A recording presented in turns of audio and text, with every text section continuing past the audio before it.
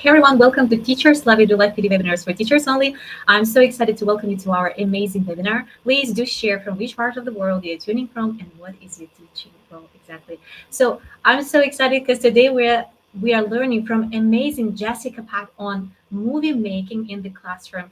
And before I invited Jessica, I want to say hi to Anil. Thank you so much for joining us. I haven't heard from you for a long time. Please keep sharing from which part of the world you're joining us and what is your teaching role, because I love seeing my good Edu friends here and newcomers. Thanks to everyone who's going to watch us like a recorded version. I always say that. So, and I hope you're all doing and feeling well. I'm so excited to welcome and invite amazing Jessica. Jessica, welcome. Hi, how are you today? Hello, how are you? Thank you so much. I am so excited that you join us, and I just want to start this live with the words that Jessica prepared incredible Wakelet PD resource collection for you that we're going to share today closer to the end of our amazing webinar. And I'm going to share with the resource link on YouTube. So if you're watching us on Facebook Live, please join us here because I've attached the links everywhere to my posts on Facebook, on Instagram. So I'm going to ask you one more thing, that please do take your highlights because it's going to be fantastic. Your highlights, your wows, your house from this video session, and post them. I'm going to use this, my favorite running line, as we call this, and post this on Twitter because Jessica is super active on Twitter, on Instagram, and you can see here is the handle. And don't forget to tag me as well and use the hashtag teachers love edu, and also movie making in the classroom because this hashtag is used by Jessica. And I'm going to pass this mic to you. Jessica, please give yourself a brief self introduction. We're so excited to hear all about you. Well, thank you so much for giving me the chance to share about movie making in the classroom. It's such a passion for me. I've been teaching middle school for 18 years, and I'm in California in the US, and I have a book that was my pandemic project, actually. So Wow. in between teaching on Zoom, I decided I really want to be able to share with others how to get movie making off and running in their classrooms. So that's been How my did you passion. I'm so puzzled that you've got some time, for making a book. I know you've told me that you're a book author. I was like, wow, because I'm super passionate about books and book authors. You deserve my highest respect because it takes so much time to create the book, and it's so precious. And do you have the book? Could you share it of yours? I do, yeah. I included some links to it on Wakelet, and shout out to the ISTE Books team for being so supportive and phenomenal. It's available on Amazon, Barnes and Noble, and of course through ISTE. So, Fantastic. yeah. When I was looking through your bio, you mentioned that your master degree in educational technology. Yes, I do. From Boise State University. Ed tech has always been a passion for me to be able to integrate that into the classroom. And just within that ed tech world, movie making specifically has been a place that I've considered kind of my wheelhouse. It's something that I love to do with kids. That's fantastic. You're also like you spend more than a decade working as a teacher consultant at Digicom Leaning, or a non-profit aimed at promoting and supporting digital storytelling. Yes. So, This if fact. viewers are familiar with Disneyland, the former Disney president David Vogel retired in the area where I live. I live in Palm Wow. Springs area, and he started a nonprofit to help local schools integrate movie making into the classroom. And that's really where I got a lot of my foundational training and a lot of really wonderful experience working with him and students across Southern California classrooms. Wow. I just want to mention another fact of yours, that your co-host a podcast called Storytelling Saves the World, which itself, this title sounds so inspiring to me. What is it all about? Yeah. Like, Well, what I have found is kind of like a gap in the ed tech community is that we'll have really great ideas, but we don't always see what it looks like, boots on the ground in a Yeah. classroom. How does this look when you're planning your lessons or your units, and what are all the like trouble points you could hit along the way? So my colleague Georgia Terlahi and I have a podcast where we interview teachers who are storytelling teachers with their students. We learn from their mistakes, we learn from their successes, and it's been a really fun venture just to be able to talk to so many teachers, so many places who are making incredible movies with their students. So like real stories from real teachers, like the stories from the classroom, personal Yes, experiences. Can I yes. can I do that? Because I really love it.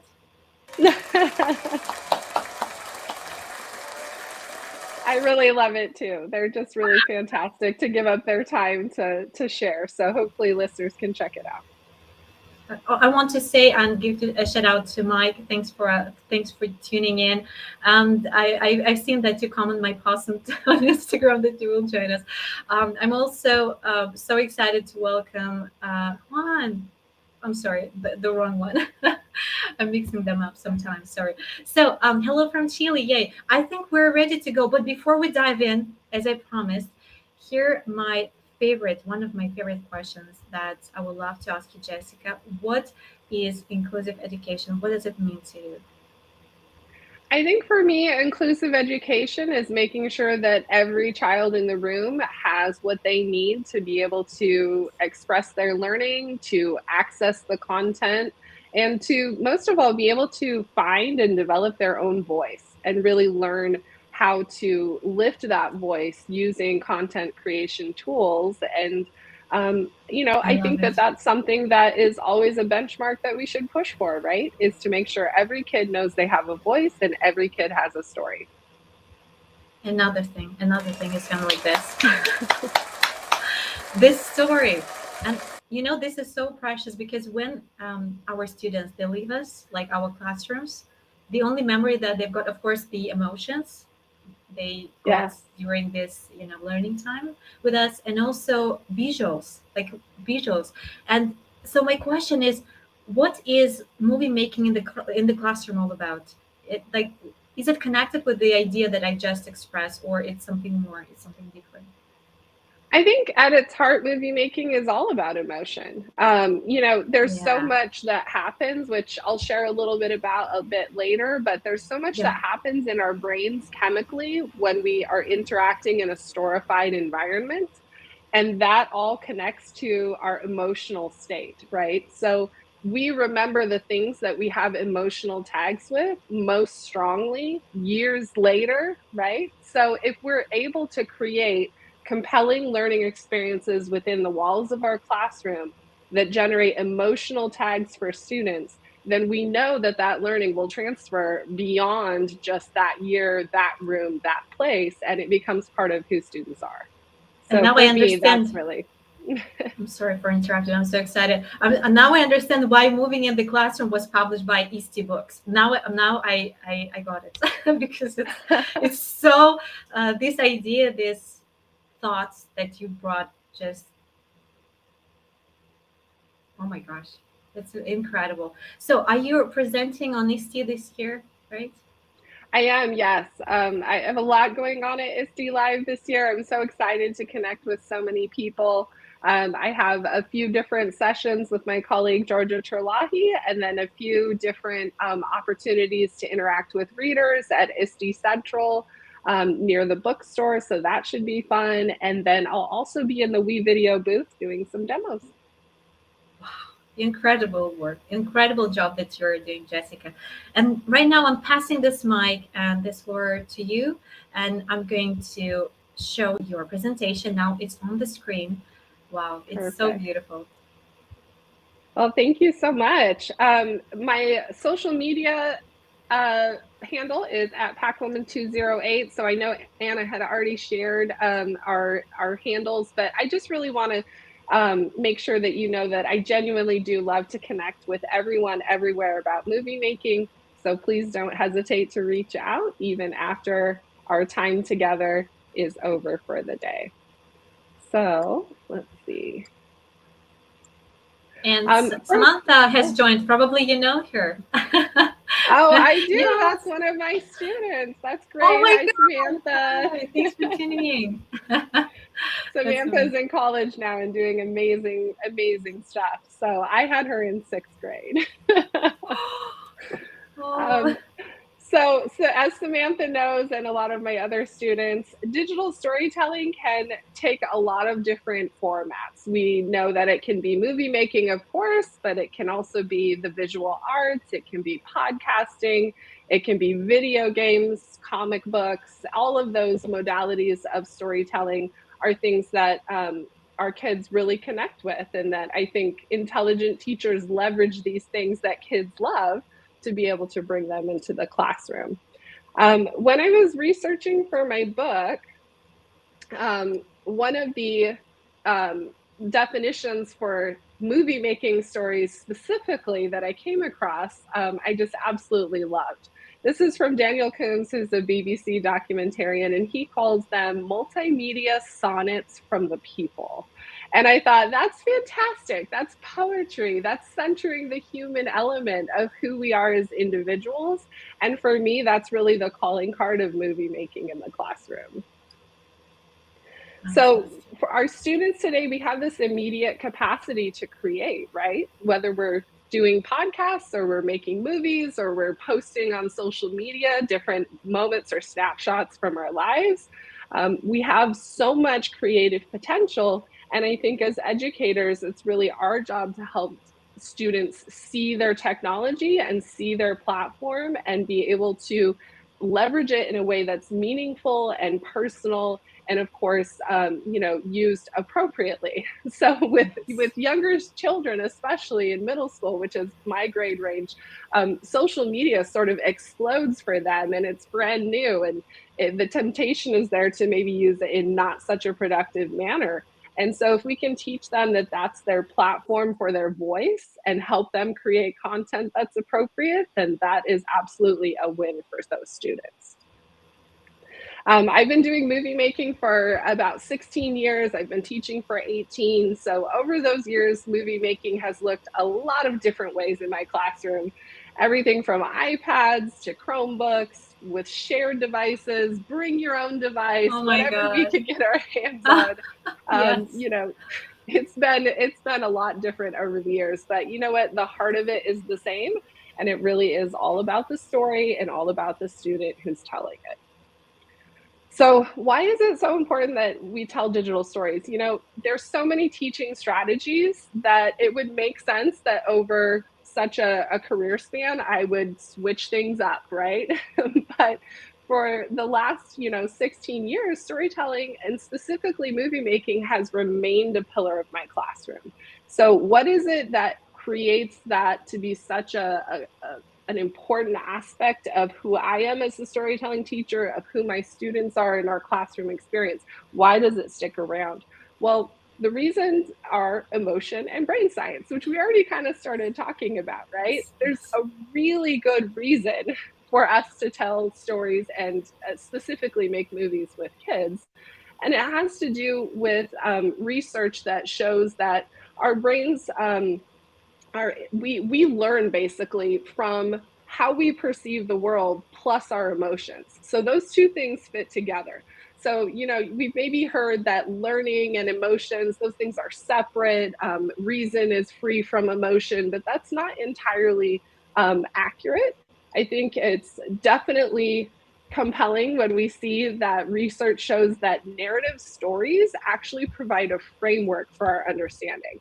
So I like this picture because it helps me conceptualize every story that we tell as a little bit more infrastructure that we have in our understanding of the world. And Wow. every time we tell a new story, we're wrapping those pieces around the infrastructure that exists so that we have a deeper, more holistic understanding of our world and whatever we're learning about. And I think this is why many parents will say, "Oh, why are my children playing video games all day?" Yeah. Well, the video games are a storified environment. So it makes sense that kids are attracted to that because what they're really attracted to is the story and, of The course, game characters, of mechanics. course. But This, yeah, the characters yeah, and lots of things. Yes. So I just, I think that this is a great reason, and there's lots of research to back this up, that, storytelling creates sticky learning. And that's really kind of where we want kids to end up. We want them to have, learning experiences that they hang on to for years past the time that they would have been in our classrooms. And Jessica, So, here's another comment from someone so sweet. I just want to highlight that for you. oh, So happy and honored to have been yours. And this is, you see, this is like the evidence, and oh, that's so great. Thank so you, Samantha. You sweet. just made my entire morning. Well, Samantha made some amazing movie projects that my students actually still watch as inspiration for what they're going to create. So that's really cool. I think probably where, movie making sometimes tends to not be such a storified thing is when we confuse it with a report. So there really is an art to taking content and storifying it so that we get all those positive effects of story, as opposed to just generating a multimedia report, right? You can use video products and tools to create incredible things, but if there isn't like an underbelly of narrative to it, then some of that effect isn't necessarily transferred as fully as it could be. So for me, it's really kind of about figuring out, where does storytelling fit into the instructional process? And then how do we take that content and shift it from informational into more narrative in format? So for me, I like to conceptualize movie making as an assessment. So when I look at this pyramid of all these great things that we're doing as teachers around the world, what it really comes down to is, how are our kids going to show what they know? And movie making can really be a compelling way for them to create original content, use it as kind of an artifact of their learning. Like, here's my experience and here's what I've uncovered to be true about this topic. And then if we can do that in a storified space, it's like, oh my gosh, I get so much information about what my Yeah. students know. Wow. So then for me, over the pandemic specifically, these three areas kind of have become even more key for me. I think it's true for a lot of teachers that, in the post pandemic world, we're concerned with our students' social emotional needs. We want to know that the kids are okay, and they're Yes. not Yes. always Yes. okay. So Absolutely. being able to have a strategy for that, I think, is huge. And we're also uncovering learning gaps. In my particular area, we students didn't have in-person instruction for over a year, some of them. So it was definitely, coming back into an in-person brick and mortar setting and kind of discovering certain gaps that existed, and how do we bridge that? How do we accelerate our instruction, but also be able to kind of mitigate those little pieces that kids were missing? And then it's an important equity conversation. I think, our entire educator community is having conversations about, how do we create equitable learning experiences, Yes. and how do we elevate the voices of underrepresented populations? I think that's huge too. So making sure everybody has a voice, everybody has an opportunity to share. So those are kind of, also woven into what is it that movie making can do for us as teachers. So if we have all of that in mind, here is our challenge as educators: is how do we help students storify content? If I'm teaching math, I might not immediately see a story in ratios. If I'm Yes. teaching about keystone species in environmental science, maybe I don't immediately see a story there. Maybe I see more facts. If I'm teaching about, prehistoric man in history, maybe I don't so much see a story, I see mostly dates. And what we can do then as teachers is really try to help kids storify all of that content by using what I like to call lesson frames.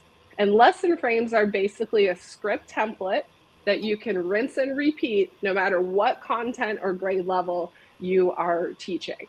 So I'm going to show you a few examples of how these sentence frames work, where they fit into the instructional process, and also what they look like as a finished product. So first, let's take a look at the product, and then I'll show you how we got there. Wow. This particular piece is called an I Am poem, and this particular poem is I Am Salva.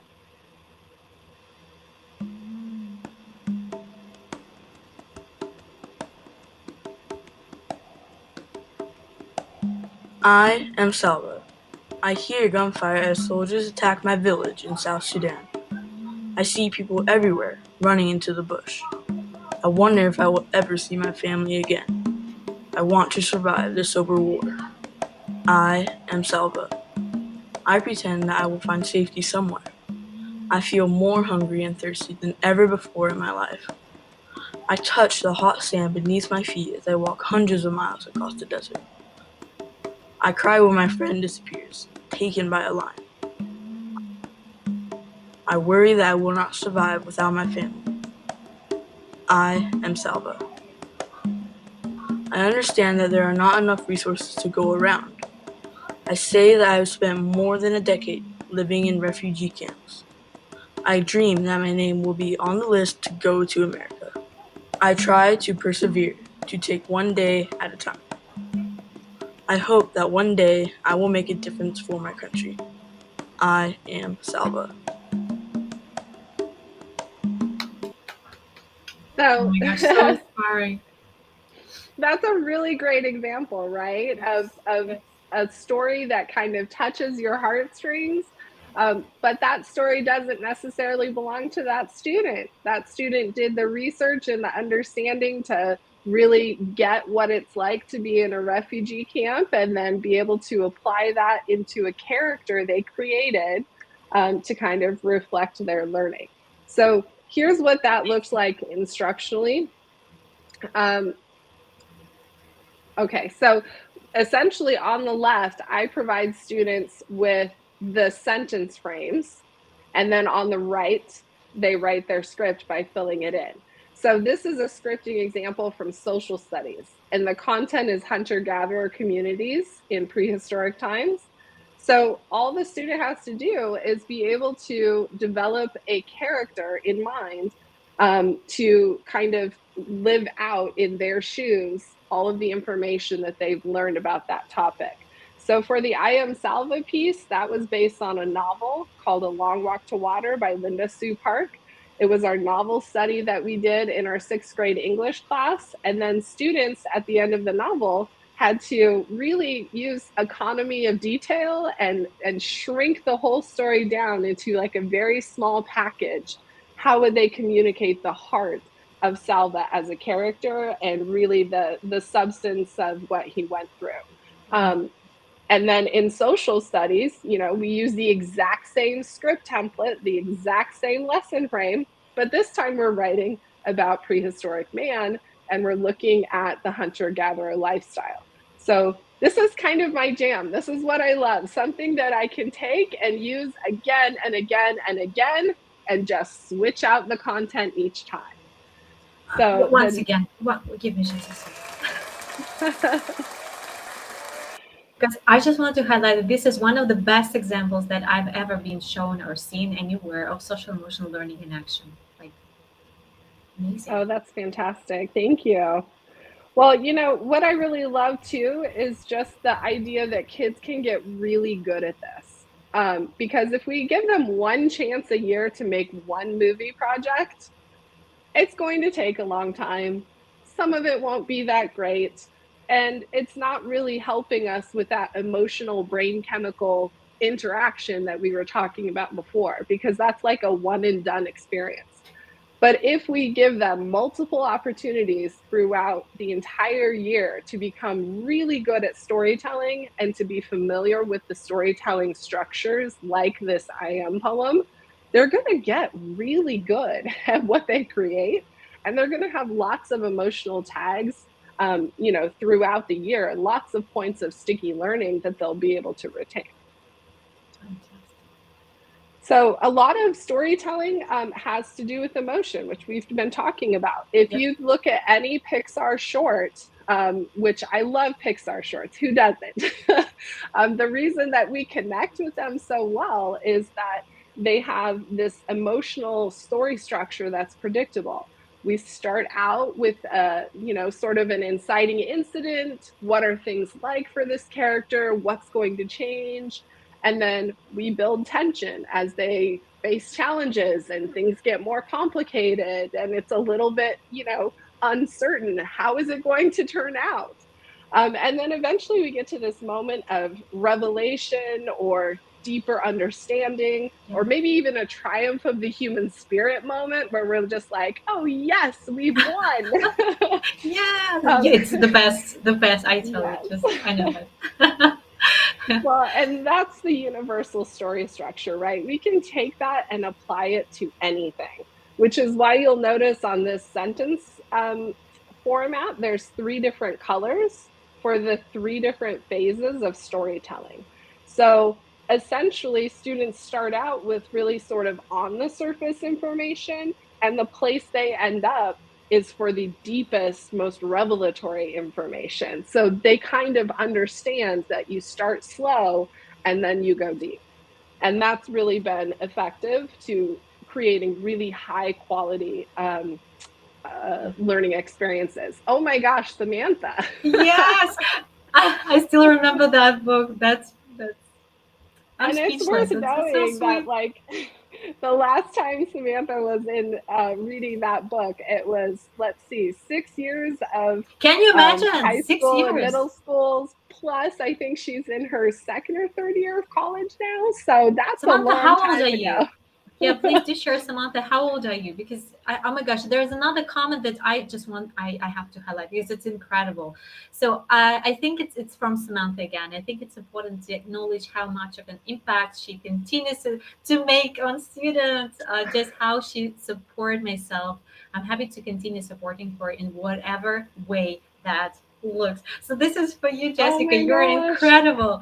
incredible person, teacher, educator, author, book author, and consultant. So many titles you've got and so many hats you're wearing these days. It's amazing. You're so inspiring again. Just this feedback is Well, I it's have to tell so you, on precious. tough days, I'm going to come back and think about that, Samantha. So thank you. Oh, that's so The sweet. best. So let's go ahead then and take a look at another iteration of an I am poem. Here is that early man hunter gatherer lifestyle Mhm. poem that we were talking about earlier.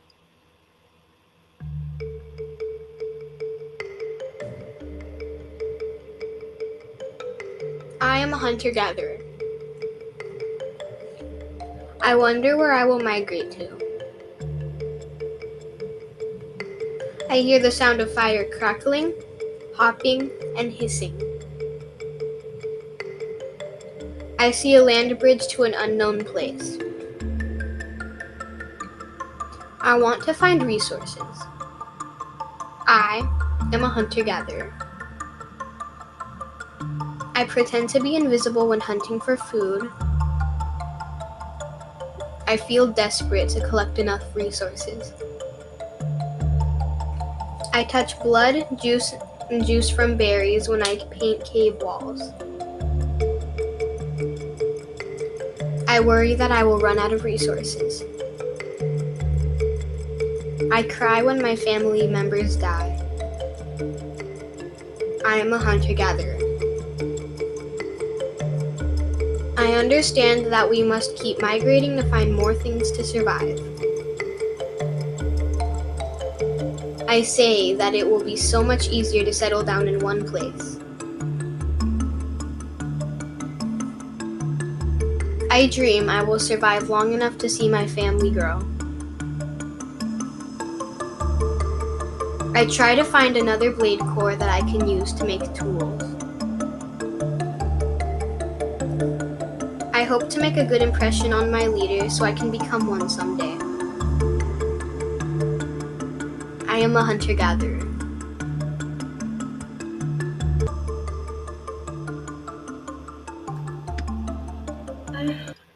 Such a good Another great product. video. Yeah, no, I'm Epic. always amazed at what kids are able to create when given the opportunity. And I think it's probably important to know that this particular piece for this particular student was their first attempt at movie making. So Wow. that's pretty amazing to think about, like how great Absolutely. of a product they can produce. Yeah.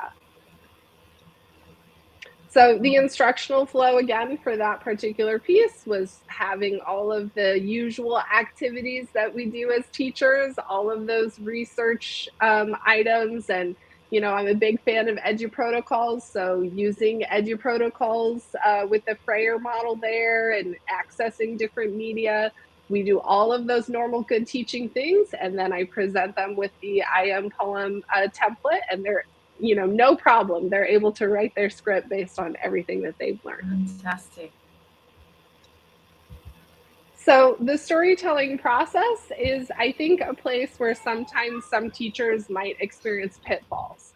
I think maybe the portion that is missing in a lot of classrooms is the writing and planning portion first. A lot of times it's Yes. tempting to just open up an editor and be like, have at it, guys. You're going to make something great. And maybe you show them how to use it. Maybe you just have a sandbox approach. And that is really kind of what kills movie making in a lot of classrooms, because teachers get frustrated with the amount of time it takes, with the fact that not every kiddo finishes a project, with a host of just, you know, hiccups that happen along the way to really interrupt the creative process. So what I always encourage teachers to do is to make sure that you're front loading with the writing process for the script, with the lesson frame, and then planning out what the visuals are that you want to find before you go to you know, a resource with different media, before you start looking for things and fall down the rabbit hole of Google. Yes. What is it Oh, that you really yes. are looking for, right? I like And this. then I'm going to steal this one from you, Jess, because it's amazing. please do for The rabbit sure. hole, yeah. Yeah, I think too that a lot of times we forget feedback's important. Because when you're creating art like this, or you're creating some story that you're going to share more widely, stories are really highly dependent on the perceptions of others and sort of the readability or understandability of what it is you're trying to say. So it's a smart idea to have kids share their scripts with each other before they get too deep into the creation process of editing. Like, you know, does this make sense to you? And for me, that's really important, because I have a Yes. very high percentage of English language learners. A lot of my students, their first language is Spanish. So being Mhm. able to have a touch point of connection and feedback with a peer to help you, you know, kind of clarify your language use, that's really important too. Yeah, like lost in translation thing, it always happens. So we need to be careful with this expressing ourselves, our ideas in different language. I know that. Yes, absolutely. So then, you know, if this process is part of the fabric of how you're creating movies in your classroom, kids can get really efficient at it. So, for example, the I am poem from, you know, this slide, it took 3 class periods to create, which for us, a class period is 50 minutes. So, Mhm. 3 blocks of 50 minutes isn't a, you know, super long amount of time for the quality project Yes, that they're creating. sure. And before I discovered movie making, I would have taken 3 class periods to have kids make a poster by hand, or, you know, created by brochure by hand. So Yes, for a lot of yes. teachers who are scared to get started, sometimes it's just a matter of taking away that one project you've been doing maybe analog for a while and putting in a new project opportunity like movie making. So, Wow. just for all of our educational psychology enthusiasts, what we're really talking about when we provide a script template, like what I'm using for IM poems, we're talking about landing students in the zone of proximal development. So if it's been a while since anyone's read Vygotsky and, educational psychology, the zone of proximal development is that magical space where learning can happen, as we bridge the gap between what kids can do by themselves and what they need help, what they can't do. So we provide the help to get them from I can't do this to I can do this. And that bridge is the script with sentence frames. So it makes a Yes. lot of sense. Amazing. So clear, and I got everything that you shared, because sometimes for many educators, again, it's so complex, and it's really difficult to get how to make the movie making thing in the classroom. Like, it's so complex, lots of editing tools and So, but here we go, the conceptions, and so amazing. Again, the Oh, word of the good. day. And Um, there's a question. Can I ask you a question, Jessica? sure. Yes. Here we go. Just like let's do this way. How many time does it take for movie making? Like in general. So Jessica just shared. So like 3 classes for that last for 50 minutes.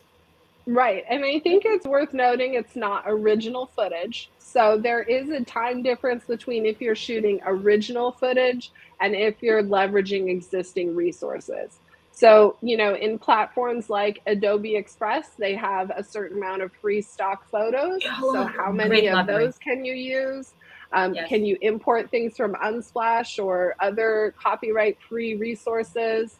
I'm a big fan of WeVideo, but I happen to have a license for that with an extensive stock footage library. So it's like whatever tool you're using, make sure it has some stock, access, and that will really cut down on the amount of time it takes kids to create. I think when I Yeah. first started movie making, I thought the only way to do it was to film original footage and take 3 weeks out of your unit to do it. So it had to be an end of the year project and it had to be one and done, Yeah. right?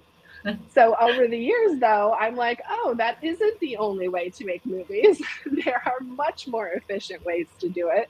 And this lets me plan at least one movie project, every unit or so in instruction in both subject areas. So hopefully that helps. Thank you for your question, Anu. Thanks. Yes, thank you for that. So I have one more lesson frame I'd like to share with you today. It's called the In My Time project. So we'll go ahead and look at the finished product and then I will show you how we got there.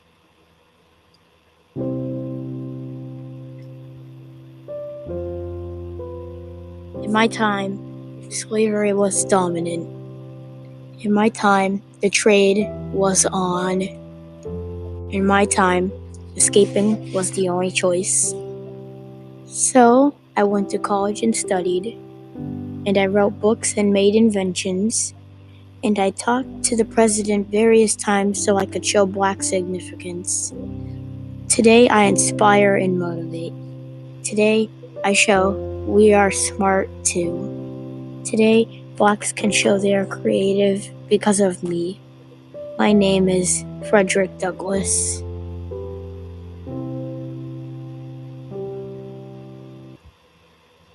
So Wow. again, a super great product, and it's really only 45 seconds long. So that's a great snapshot of learning and the amount of research that went into that for that student to be able to understand the historical context of their figure, to be Yeah. able to talk about what's happening politically at the time the person was alive, what are their achievements, and then take that and apply it to today's world. Like, that's a lot of really intense synthesis, and it's great to be able to boil it down to like a 45-second project that shows all the magic. So that's what I really love about In My Time. Fantastic. Like each video was like, I have no words. So precious. So here's the lesson frame again. On the left, I just wrote out, I knew that I wanted kids to talk about context, achievements, and today's world. So I made this lesson frame on the left that every student had, and they fill it in, with whatever was pertinent to their individual that they researched. This happened to be a project during Black History Month in the United States. So every student had a different influential Black American that they could use as their inspiration for the project. And the instructional flow kind of looked like this, where they were going through the Undefeated 44 website, finding someone that they found to be intriguing. They did all those things that, you know, we do as strong teachers, where we ask them to, Amazing. you know, find research and evidence, and then they end up with that finished product.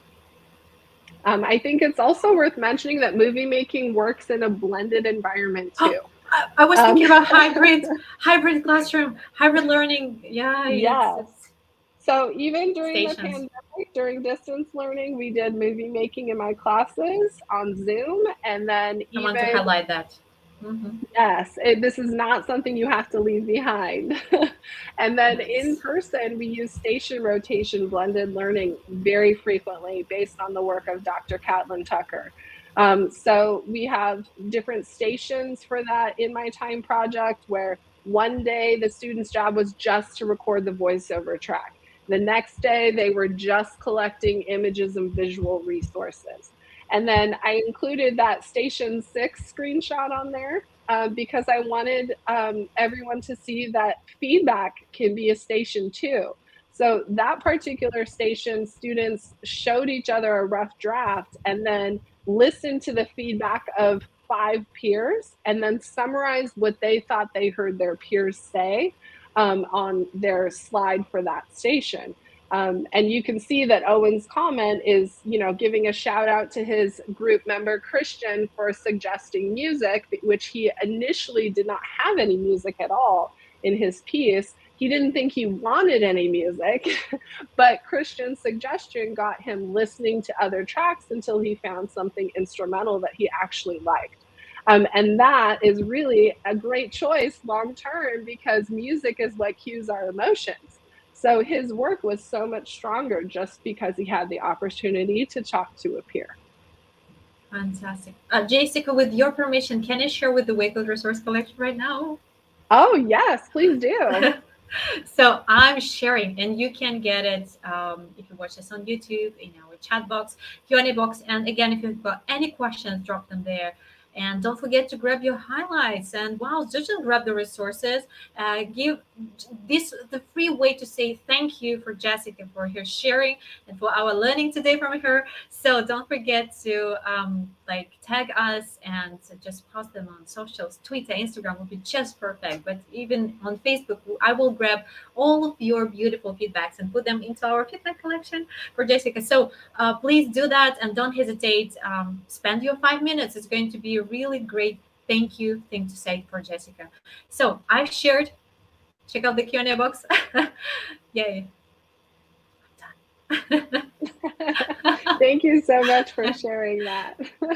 Yay. I did want to circle to the ISTE standards really quickly because I know that they're an important way that we all guide our instruction. Or Thank you for this. Thank you. If you haven't seen ISTE standards before, listeners, and that's new for you, you should definitely check them out. I think that movie making exemplifies creative communicator and also the knowledge constructor strands. So I just really think that that is another great piece of justification for why we need to give kids the opportunity to strategically choose their tools and make all kinds of choices to be able to bring stories to life and generate that original content. Actually, creativity, this is the very first word that came to my mind whenever you start sharing with the videos, with the processes. It's my favorite word, I should say. Well, and anyone who's ever been in a video editor knows there's lots of tools, lots of effects, lots of options, right? So there is a special quality to students being able to look at the array of tools at their disposal and choose the exact right tool in the exact right moment to bring their message to its best version. Yeah, there is a question from me, I think. What digital tools are used for producing these movies? I think you mentioned, Jessica, Adobe, right? Yes, Adobe Express is a great Express. opportunity, and it's free for education. Yes. So that's a great starting You place. can be certified. Yes. Yeah. So And just then there's WeVideo, of course, that has a free version, and then also a paid version that's a little more robust. You can use tools like Animoto, or if you're an Apple school, or other tablets, there's obviously iMovie. So you can go in a lot of different directions. I tend to spend a lot of time with my kids in Adobe Express and WeVideo. So thank you. whatever works for you.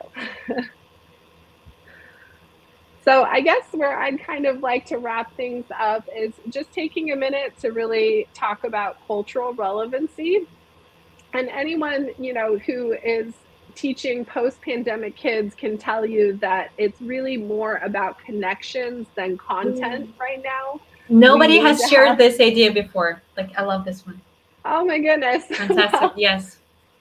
stories from the trenches of the classroom is just that we need strong relationships with kids in order to get them to want to be in our learning environment. And kids need strong connections and relationships to each other in order to make that learning environment a safe and positive place to learn and grow and to be vulnerable. Because whenever you're creating something like movies, you have to be vulnerable to share your heart with others. And that's not going to happen in a disconnected space. So I really find a lot of the value of movie making is that it's a culturally relevant instructional strategy that helps bring your students and the teacher together. I love this word and world, of course. Vulnerability. I'm sorry, I just can't pronounce. This is so hard for me right now. Vulnerability. Can you help me out? I'm doing Yes, this correctly. vulnerability, you've got it. Vulnerability. Oh my gosh, I didn't. So I even made a post on Instagram. I don't know how months ago, how many months ago, but it's such a great word and so inspiring again. Absolutely. So I'd like to leave you with one last student Ooh, product. This one is a focus on cultural relevancy. So it's called Where I'm From. It's inspired by an anchor text we used, the poem Where I'm From by George L. Lyon. Students read the poem and sort of dissected it and really worked to understand that author's history as an individual. And then they took the poem to generate their own sentence frames to make their own version as a tribute to the original author and also to be able to share about themselves. So this one is Where I'm From by Catherine. I am from elegant palm trees, from rugged desert landscape and regal mountains. I am from the cozy backyard, rich oil paint staining my arms and clothes. I am from the fruit tree, whose vibrant reward produced fresh orange juice. I'm from colored pencils and threadbare aprons from Scott and Jennifer. I'm from Don't Give Ups and Try Your Bests, from math books and riddling puzzles. I'm from waking up in the middle of the night to watch the moon turn a deep terracotta. I'm from mac and cheese and lemon iced tea, cannonballs in my grandma's turquoise swimming pool. From dinner table talks about how was your day to debating over social issues and our meaning to life. In my head these memories spill forth, a wave of joy to meet the sands of time. I'm from that water, a collection of droplet moments, adding to the ocean of my family.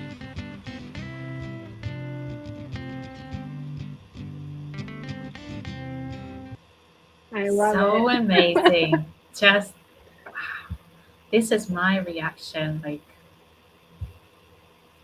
I, I really love what kids are able to create. It never fails, no matter what project we're working on. It, inevitably turns out in a way that surprises me for every single kid. And every kid, even though we're using the same sentence frames a lot of the time, every kid's story is unique, and every student's finished product is just individual unto themselves. So it's really wonderful. I'm I took so a lot agree of with. the So Oh, sorry. go ahead. No, no, no. Go ahead. Go ahead. I'm sorry. I interrupted you. I was just going to say I took a lot of the resources from this Bitly and put it on the Wakelet. So it would be awesome if everyone would be able to go over to the Wakelet and access a lot of what you need to get started with movie making in the classroom. And So, before we like came so close to the um, goodbye part, I just want to highlight the comments. So agree with being so poetic and creative, loving these ideas. And with Olga, hi Olga, thanks for joining us. High quality video, professional. They look professional, like, and you know the concepts, the idea is so smooth and nice, and we could everyone could understand the, you know, this flow, the ideas, again the thoughts, and so impactful.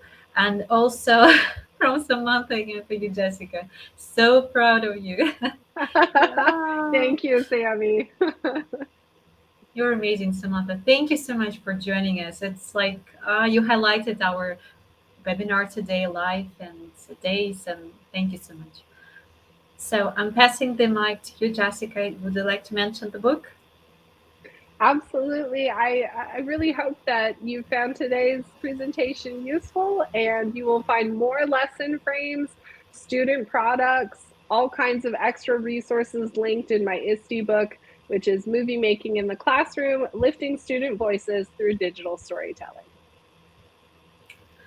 That's fantastic. Could you just grab your book and show it? So Yeah, please grab your absolutely. selfies. And I'm going to grab mine right now. One, two, three. Oh, it's so amazing. Don't forget to tag Jessica, myself, and use the hashtag #TeachersLoveIt. I love to see what you've learned. I've got so many insights and all the ideas in words that you brought, and with, you know, these videos. I am dying. I want to see a meet you on ISTE and this year, or just I, in real life, you know.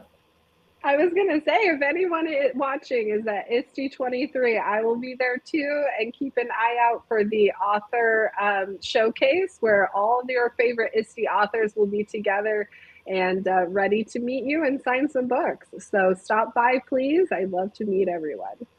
So for this, and to make that, you need to follow Jessica for sure on Twitter, because you're going to highlight where you are on this conference for sure. And just again, grab your highlights and post them. And I just want to say thanks everyone who joined us today. I'm going to stop sharing. And any last words from you, Jessica, for our guests, for everyone who is going to watch it as a recorded version? So we can't wait to hear from you. Well, I would just say to be brave and to, jump in with both feet and give kids the opportunity to tell stories because they will always surprise you and it will be worth every second of your instructional time, I promise. Thank you so much for letting me share today. It was incredible. It was amazing. I'm going to clap again. Yay! Thank you. Jessica, I'm so grateful that you shared today. And there are mil of gracias. I don't know what Spanish came out, but thank you so much. And another wonderful evening. Thank you so much, Olga. So, you're all amazing. I wish you have a great day, and thanks to everyone who joined us on Sunday. And wish you have a great day, a great week ahead. And on this positive and lovely note, I'm going to say goodbye and thank you again to everyone who joined us. To amazing Jessica. Oh, we can't wait to. I can't wait to get your book. By the way, I want to. Whenever I have this option available for me.